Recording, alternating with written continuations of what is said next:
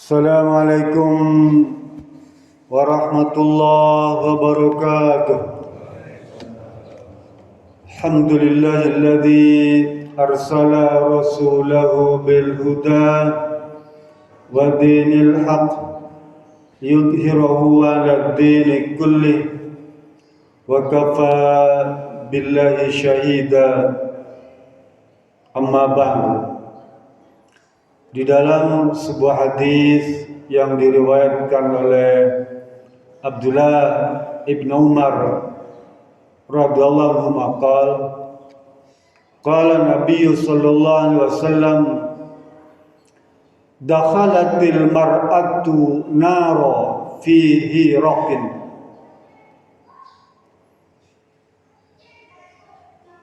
rabatatha fala tut'imha wala tad'ha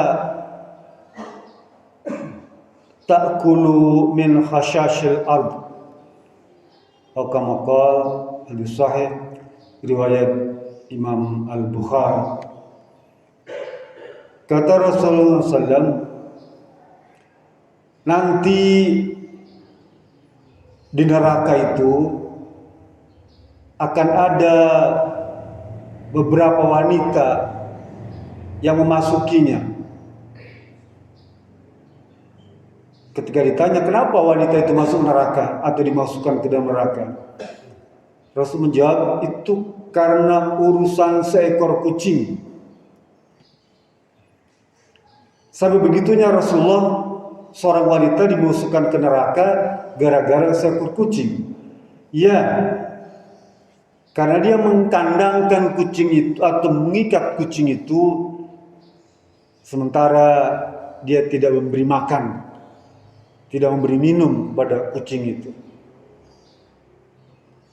Bahkan dia tidak mau melepaskannya agar kucing itu bisa mencari makan di muka bumi dengan sendiri. Hadis sahih. Sekalipun hadis ini sederhana, Pak, cuma perkara kucingnya, tetapi dia menjelaskan tentang betapa agungnya agama Islam. Kita diajarkan oleh Rasulullah SAW untuk menyayangi semua ciptaan Allah tuh. Makhluk yang bernyawa itu kita diperintahkan untuk menyayanginya, termasuk hewan itu. Jadi kalau kita ada hobi, kesenangan memelihara hewan itu, Pak, atau tanaman, maka sepatutnya kita dituntut untuk menjaganya agar jangan sampai kemudian menjadi mati sia-sia itu hewan atau tanaman itu. Apakah itu kucing atau burung atau ikan atau hewan-hewan lainnya, Islam membolehkan.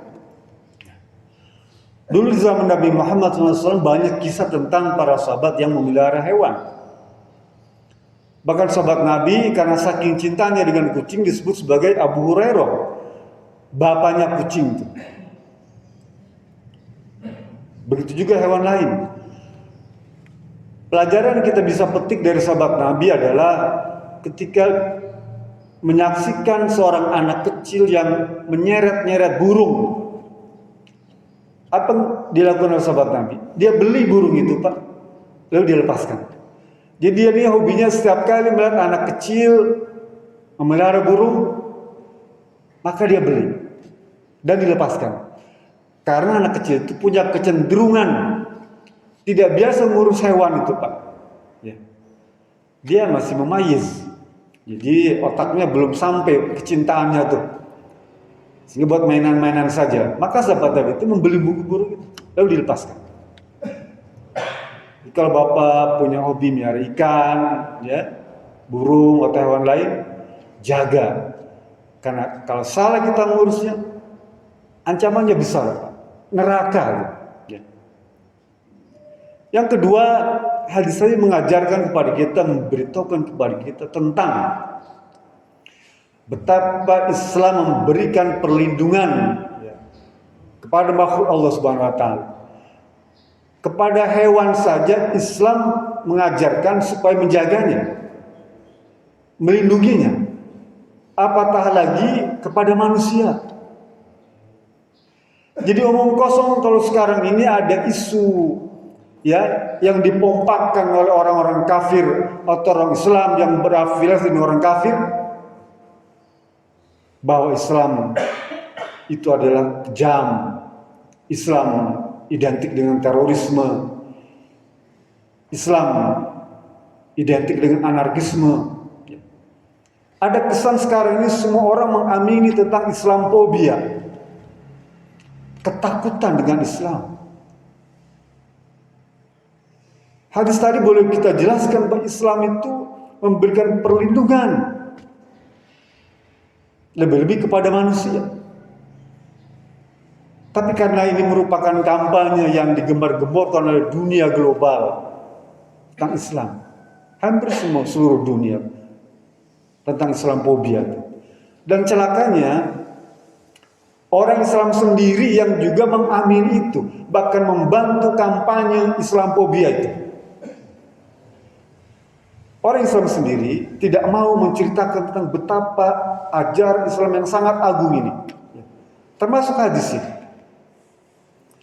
Ini yang kata Rasul bilang, al-Islamu mahjubun bil muslimin. Agama Islam itu tertutupi keagungannya, kehebatannya, kemuliaannya oleh orang Islam sendiri. Bahkan tidak sedikit di kalangan para ulama yang juga ikut serta terbawa irama permainan global orang-orang kafir yang jelas memang membenci kepada Islam. Tidak mungkin Islam itu akan melakukan tindakan anarkisme, apalagi terhadap negara kita yang jelas-jelas diperjuangkan oleh orang Islam. Tidak mungkin rasanya umat Islam di Nusantara ini yang mau menghancurkan Islam, mau merusak NKRI. Karena umat Islam yang membangun ini semua. Bayangkan kalau tidak ada umat Islam, Pak, negeri ini kapan merdeka? Negeri ini dimerdekakan oleh umat Islam. Bukan hanya doa, tapi juga umat Islam memutar otak, memeras keringat, membanting tulang, mengucurkan dana, mengalirkan darah, bahkan mengorbankan nyawa di merdekanya NKRI. Bagaimana mungkin orang Islam, umat Islam di Nusantara ini mau merusak NKRI? Itu ada tuduhan-tuduhan yang mengikuti irama orang-orang kafir. Jadi kita juga harus hati-hati, Pak, menyikapi atau mengamini, bahkan jangan, Pak, dan sampai mengamini gerakan yang seakan-akan mengesankan Islam itu jahat. Jangan. Mungkin kita tidak sanggup melawannya, tapi setidaknya kita tidak membantunya, atau menyetop kampanye itu. Jangan menceritakan atau meneruskan kampanye mereka itu yang seolah-olah menyudutkan Islam. Ini sedang terjadi di negeri kita, Pak. Kita harus sama-sama menjaga dan sampai kemudian memberikan kesempatan kepada orang-orang yang jahat, menjatuhkan Islam, merusak nama Islam. Mudah-mudahan ini semua menjadi tambahan ilmu dan pelajaran bagi kita semua, sehingga boleh kita menyadari dan menjaga Islam ini dengan sebaik-baiknya. Itu saja. Billahi bisa bilang.